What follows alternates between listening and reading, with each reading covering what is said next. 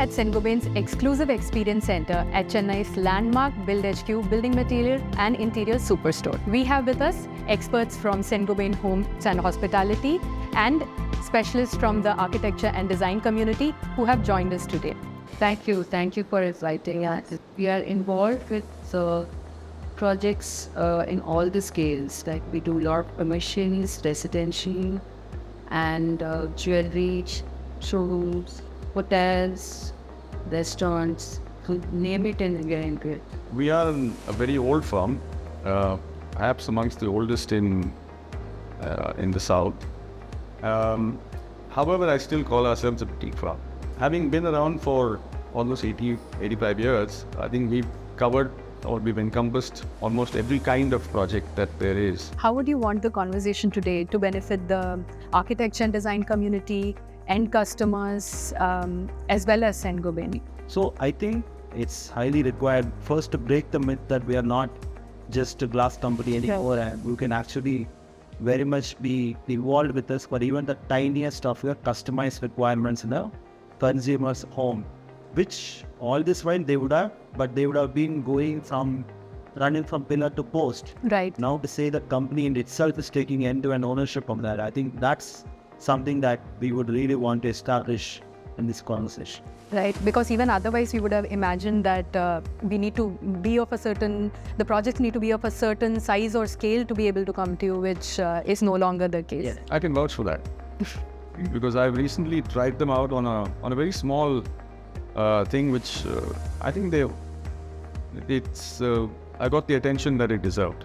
So that's good. Now, I find most residential projects, it is the architect or the designer themselves who really do the project management. Right. It's quite different when it's a retail kind of a project, or if it's a commercial or an IT or something of that sort, where the scale is on a more formal level, and the implementation is on a formal level.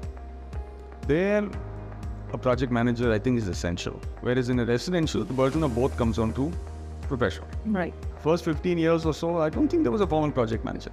There was no project manager at all. Today, I think it's essential you have it for a large-scale project because the accountability needs to keep increasing. At that point of time, if there is a company which comes in and takes complete ownership of what they sell, it actually kind of bridges the gap of streamlining the project, right? So company itself takes responsibility of converting a product into a solution and also a service and works with the product manager. I think that possibly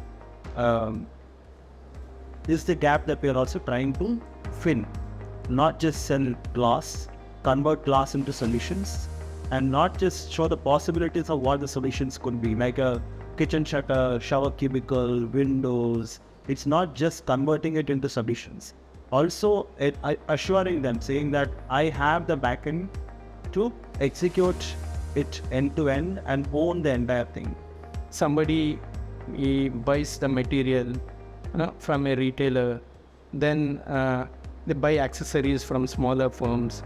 Installation is done by a third party from another state. Finally, if there is an issue, they blame it on installation, they blame it on hardware, they say it's not covered by warranty, manufacturing company is closed, something like that. So, to give a complete solution, to take full ownership, Saint-Gobain has taken this initiative and we have started this My Home concept. But let me ask you, now when you say you're going to provide that service, is it only for the segment of, let's say you're doing the cabinets, you're doing glass work for the cabinets, do you restrict yourself just for that? There are franchisees who we have appointed. In fact, we have at this point of time about 54 franchisees open across the country who are called the My Home Network, where we have put our products there along with them. Some of these franchisees also have the capability of taking up the allied services. Such as, like for example, I can sell kitchen shutters, but the kitchen carcass cabinet is something that is required, right? So that's something that basically some of the partners, they do full turnkey interiors.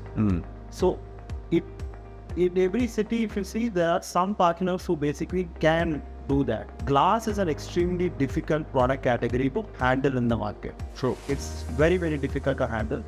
unlike possibly plywood or any interior work, where on the site that it is possible to tailor things, right? I mean, I see the cabinet not being in the right, you can actually cut Sand it a bit, yeah. sand it, but a glass, once it is processed, there is nothing you can change, and that's precisely where you need somebody to own that entire thing. You said multiple cities. Is it restricted to the bigger cities, or do you have Harish is like this. As you said, are we in metros or reaching out beyond that? Definitely, we are making a conscious effort to have a pan-India presence. We have more than 50 stores opened. We want to reach 100 in the next couple of months, maybe 250 in a year time from now.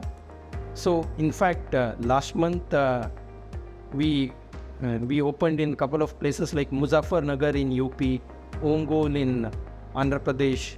In the coming week, we are opening up in Parwanu in Himachal Pradesh. So we are really spreading far and wide. Clearly, the metro markets cannot contribute more than 35% of the overall business. It's not possible beyond that.